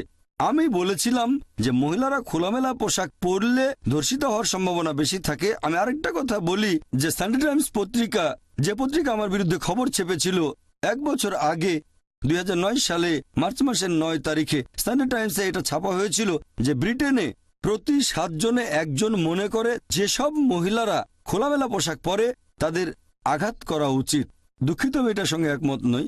এটা একটা পরিসংখ্যান যেটা দেওয়া হয়েছিল সানডে টাইমস পত্রিকায় 2009 সালে মার্চ মাসের 9 তারিখে, যে ব্রিটেনে প্রতি 7 জনে 1 জন ব্রিটিশ মনে করে যে মহিলারা খোলামেলা পোশাক পরে তাদের আঘাত করা উচিত। এর সঙ্গে আমি একমত নই। এছাড়াও আরেকটা খবর ছাপা হয়েছিল, সেটা 2005 সালে সেই একই পেপার সানডে টাইমস বলা হয়েছে যে ব্রিটিশদের মধ্যে শতকরা ২৬ জন মনে করে যে খোলামেলা পোশাক মহিলাদের ধর্ষিতা হওয়ার পেছনে আংশিক বা সম্পূর্ণভাবে দায়ী। তাই আমি মনে করি আপনি যত বেশি শালীনভাবে পোশাকটা পরবেন তত বেশি সম্মান পাবেন। তাই ইসলামে মহিলাদের জন্য এই হিজাবের বিধান দেওয়া হয়েছে, তাদের ছোট করার জন্য নয়, উপরে তোলার জন্য। আমি একমত যে কালচারে পার্থক্য থাকবে। ইসলাম কাউকে পালন করার জন্য জোর করতে পারে না। কালচারে পার্থক্য থাকবে। যেমন ধরেন, আমি একটা উদাহরণ দিচ্ছি যে কিছু সমাজে তারা মনে করে যে মহিলাদের দিকে তাকানোটাও অভদ্রতা। কিছু সমাজ মনে করে তাকালে কোনো সমস্যা নেই, তবে কোনো মহিলাকে স্পর্শ করলে অভদ্রতা। আবার কিছু সমাজ মনে করে হ্যান্ডশেক করলে কোনো সমস্যা নেই, কিছু সমাজ মনে করে চুমু দিলেও সমস্যা নেই, কিছু সমাজ মনে করে একটা ছেলে আর একটা মেয়ে নিজের ইচ্ছা যা কিছু করতে পারে, সমস্যা নেই। তাহলে এক এক সমাজে এক এক কালচারে এক এক রকম নিয়ম কানুন দেখতে পাবেন। একবার গিয়েছিলাম আমেরিকায় একটা লেকচার অনুষ্ঠানে। একজন আমেরিকান বললেন, তোমাদের প্রাচ্যের মহিলারা খুবই অভদ্র। অবাক হলাম। বললাম, আপনি প্রাচ্যের মহিলাদের অভদ্র বলছেন কেন? তিনি তখন বললেন, তোমাদের প্রাচ্যের মহিলারা তারা পেট অনাবৃত রাখে। তাহলে আমেরিকা আর পশ্চিমা দেশগুলোতে পেট ঢেকে না রাখাটা হচ্ছে অভদ্রতা, আর ভারতে পেট না ঢাকাটা অভদ্রতা নয়, শর্টস পরাটা হচ্ছে অভদ্রতা। তাহলে বোন, আপনাকে বুঝতে হবে কালচারে পার্থক্য থাকবে, নিয়মে পার্থক্য থাকবে। ইসলাম জোর করতে পারে না পালন করার জন্য। পবিত্র কোরআনে পরিষ্কার বলা হয়েছে, সূরা বাকারা অধ্যায় 2 আয়াত নম্বর 256, লা ইকরাহ ফিদ্দিন। দিনের ব্যাপারে কোনো জবরদস্তি নেই। তবে যদি একজন মহিলা হিজাব পালন করতে চায় কারণ তারা মনে করে যে এভাবে শালীন থাকবে, সম্মান পাবে, আমার মতে অন্য মহিলাদের দ্বিমত হওয়া উচিত না। আমি যখন যুক্তরাজ্যে গিয়েছিলাম তখন হাজার হাজার মহিলাকে দেখেছি আমি, যারা মাথা ঢেকে রেখেছে। তারা মনে করে এতে মর্যাদা বাড়ছে, কারণ হচ্ছে শালীনতা। আশা করি উত্তরটা পেয়েছেন।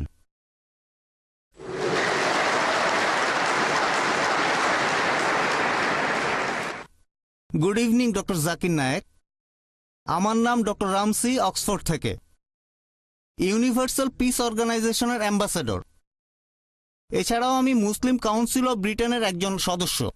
প্রথমেই বলবো, আপনি অসাধারণ একটা কাজ করেছেন, আলহামদুলিল্লাহ।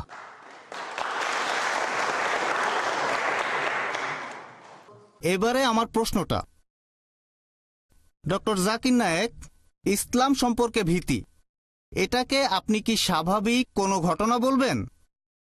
সেরকম হলে কিভাবে এটার প্রতিকার করা যেতে পারে?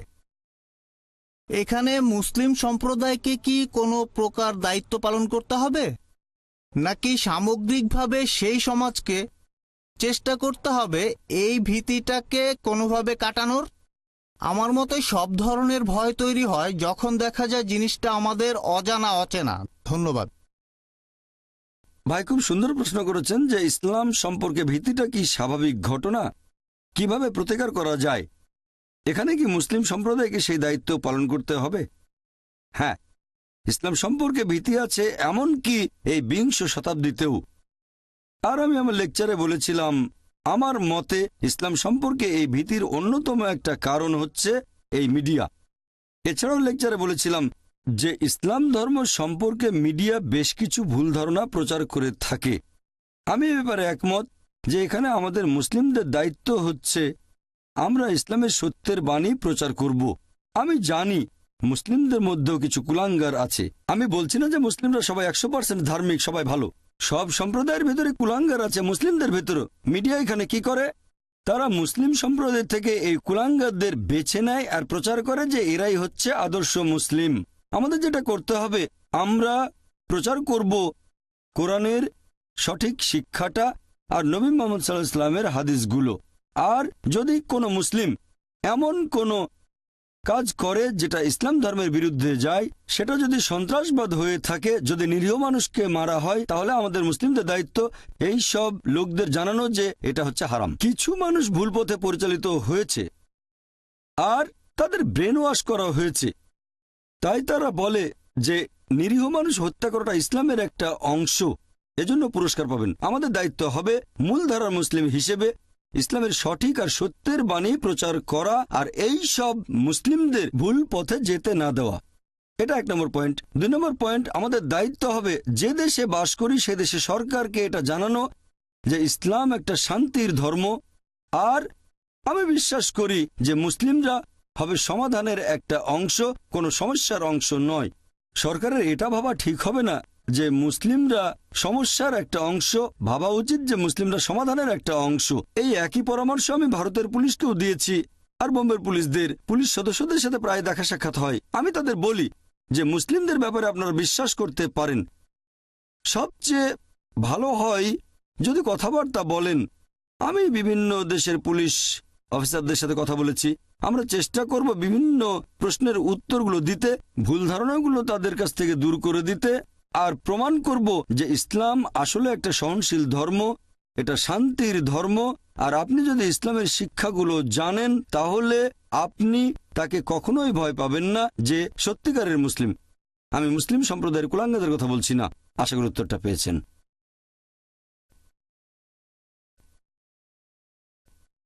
ডক্টর নায়েক, আমার নাম ইয়াসমিন, আমি ইউনিভার্সিটির ছাত্রী। আমার প্রশ্নটা আগের প্রশ্নটার একটা প্রসঙ্গ থেকে। আপনি বলেছিলেন যে আপনি যুক্তরাজ্যে আসতে চেয়েছিলেন কারণ আপনি সেই মুসলিমদের কাছে পৌঁছাতে চেয়েছিলেন যাদের কাছে সরকার পৌঁছাতে পারছে না। এখন আপনার মতে যুক্তরাজ্যের সরকার ঠিক কোন কারণে ব্রিটেনের মুসলিমদের কাছে সেভাবে পৌঁছাতে পারছে না? ধন্যবাদ। বোন, আপনি প্রশ্ন করেছেন যে আমি যুক্তরাজ্যে আসতে চেয়েছিলাম সেই সব মুসলিমদের কাছে পৌঁছানোর জন্য যাদের কাছে সরকার পৌঁছাতে পারছে না। আপনার বুঝতে একটু ভুল হয়েছে বোন। আমি বলেছিলাম Charles Farr, office for security and counter টেররিজমের ডিরেক্টর জেনারেল মনে করেন যে আমি সেই সব মুসলিমদের কাছে পৌঁছাতে পারি যাদের কাছে সরকার পৌঁছাতে পারছে না। তিনি মনে করেন, আমি না। আর আমি যেটা মনে করি, এখানে হোম ডিপার্টমেন্টের কাছে এই তথ্যটা ছিল যে পিস টিভি হচ্ছে যুক্তরাজ্যের সবচেয়ে জনপ্রিয় ইসলামিক স্যাটেলাইট টিভি চ্যানেল। মুসলিমরা দেখেন, পাশাপাশি অমুসলিমরাও দেখেন। আর সবচেয়ে জনপ্রিয় বক্তা হোম ডিপার্টমেন্টের কথা অনুযায়ী, আমার না, হোম ডিপার্টমেন্টের কথা অনুযায়ী ডক্টর জাকির নায়েক। তিনি মনে করেছিলেন আমি তাদের কাছে পৌঁছাতে পারবো, আর তিনি হয়তো ভেবেছিলেন আমার কথাগুলো প্রভাব ফেলবে, আর তিনি হয়তো আমার কথাগুলো প্রসঙ্গসহ পড়েছেন। সেই কারণেই তিনি হোম সেক্রেটারি টেরেসা মের পাশ করা সেই এক্সক্লুশন অর্ডারের বিরুদ্ধে ছিলেন। আশা করি উত্তরটা পেয়েছেন। আপনার মতে তার যুক্তিটা কি ছিল? কারণটা কি হতে পারে যে জন্য সরকার মুসলিমদের কাছে পৌঁছাতে পারছে না? হ্যাঁ, যদি আমার মতামত জানতে চান যে আমি চার্লস ফারের দৃষ্টিভঙ্গিটার সাথে একমত কি না যে সরকার পৌঁছাতে পারছে না, হ্যাঁ আমি একমত। আমি তার সাথে একমত, কারণ আগের প্রশ্নের উত্তরে আমি বলেছিলাম সরকারের এভাবে ভাবা উচিত নয় যে মুসলিমরা সমস্যার একটা অংশ। সরকারের ভাবা উচিত যে মুসলিমরা সমাধানের একটা অংশ। কারণ এখানে অনেক মুসলিম আছেন যারা ব্রিটিশ নাগরিক, আর একজন মুসলিমের দায়িত্ব হচ্ছে যে দেশে বসবাস করছে সেখানকার আইন কানুন সবকিছু মেনে চলা, যতক্ষণ না তাকে এমন কিছু করতে বাধ্য করা হচ্ছে যেটা ইসলাম ধর্মে নিষিদ্ধ, অথবা এমন কিছু করতে বাধা দেওয়া হচ্ছে যেটা ইসলাম ধর্মে বাধ্যতামূলক। ভারতের কথা যদি বলতে হয়, আমার জানা মতে সেখানে এমন কোনো আইন বা সংবিধানের ধারা নেই যেটা ভারতের মুসলিমদের বাধ্য করছে এমন কিছু করতে যেটা নিষিদ্ধ, অথবা এমন কোনো কাজে বাধা দিচ্ছে যেটা ইসলাম ধর্মে বাধ্যতামূলক। তাই আমি একজন নিয়ম মানা মুসলিম আর ভারতীয় হিসেবে গর্বিত। তাহলে আমি ভারতীয় মুসলিম হিসেবে গর্বিত। সেরকম আমার মনে হয় অনেক ব্রিটিশ নাগরিক আছেন যারা আমার মতো করে ভাবেন। তারা মুসলিম এবং তারা দেশের আইন কানুন সবকিছু মেনে চলছেন, তাই তারা ব্রিটিশ মুসলিম। আমার মতে সরকারের উচিত হবে মুসলিমদের বিশ্বাস করা, আর তাদের যেটা করা উচিত তারা এটা নিশ্চিত করবে যে মিডিয়ারে মিথ্যে প্রচারণা কুৎসা রটানো যেন বন্ধ হয়। সবচেয়ে সেরা দৃষ্টান্ত এখানে সেটা আমি নিজেই। বর্তমানে পিস টিভির দর্শকের সংখ্যা 10 কোটিরও বেশি। এরকম অনেকেই আছে যারা বলে যে আমি নাকি শান্তির দূত, তারা বলে আমি শান্তিপ্রিয় মানুষ। অনেক দেশের রাষ্ট্রপ্রধানগণ আছেন, এরকম অনেক দেশ আছে, অনেক। তারা আমাকে রাষ্ট্রীয় অতিথি হিসেবে ডেকে এনেছেন। আপনি কি বলবেন এতজন রাষ্ট্রপ্রধান, বিভিন্ন দেশের প্রেসিডেন্ট, প্রধানমন্ত্রী, রাজা, তাদের সাথে কথা বলেছি, আমি ডিনার করেছি, আপনি কি বলবেন তারা এমন লোককে ডেকেছে যে সন্ত্রাসবাদকে সমর্থন করে, যে শুধু ঘৃণা প্রচার করে? আমি এখানে বলবো এই পুরো ব্যাপারটাই আসলে কৌশলে নিয়ন্ত্রণ করেছে মিডিয়া। মিডিয়া দ্বারা প্রভাবিত হওয়া সরকারের উচিত হবে না, বা প্রভাবিত হয়ে সিদ্ধান্ত নেওয়াটা উচিত হবে না। তাদের কি করা উচিত? তাদের উচিত হবে সেই লোককে ব্যাখ্যা করার সুযোগ দেয়া। তাহলে আমার মতে তাদের ভেতরের ভুল ধারণাগুলো দূর হবে, আর আমি নিশ্চিত যে যুক্তরাজ্য বসবাসের জন্য একটা শান্তিপূর্ণ জায়গা হবে। আশা করি উত্তরটা পেয়েছেন।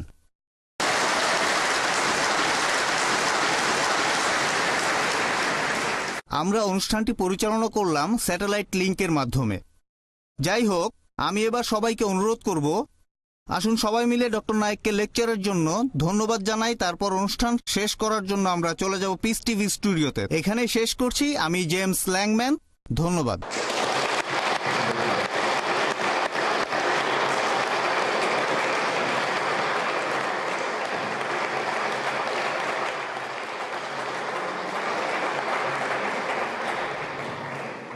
আমি আন্তরিকভাবে ধন্যবাদ জানাচ্ছি অক্সফোর্ড ইউনিয়নকে, বিশেষ করে অক্সফোর্ড ইউনিয়নের প্রেসিডেন্ট মিস্টার জেমস ল্যাংম্যানকে এই অনুষ্ঠানের আয়োজনের জন্য।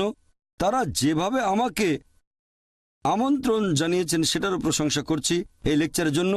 আর এছাড়াও যুক্তরাজ্যের লোকজন এই অনুষ্ঠানটি সরাসরি সম্প্রচার হতে দেখবে যে আমি এমন একজন মানুষ যে শান্তির বাণী প্রচার করে। সরাসরি সম্প্রচারে কোনো কিছু এডিট করা যায় না, কোনো কিছু বদলানো হয় না। আপনি এই সরাসরি সম্প্রচারে ভরসা করতে পারেন। ইউটিউবের ক্লিপে সেই ভরসাটা নেই, সেটা বদলানো যেতে পারে। আমি আবারও অক্সফোর্ড ইউনিয়নের সদস্যদের আন্তরিক ধন্যবাদ জানাচ্ছি। আমি আশা করছি খুব শিগগিরই যখন এক্সক্লুশন অর্ডারটা বাতিল করা হবে, ইচ্ছে আছে আমি নিজে একবার অক্সফোর্ড ইউনিয়নে এসে সদস্যদের সাথে পরিচিত হব। সবাইকে অনেক ধন্যবাদ। ও আখিরি দাওয়ানা আলহামদুলিল্লাহ রাব্বিল আলামিন।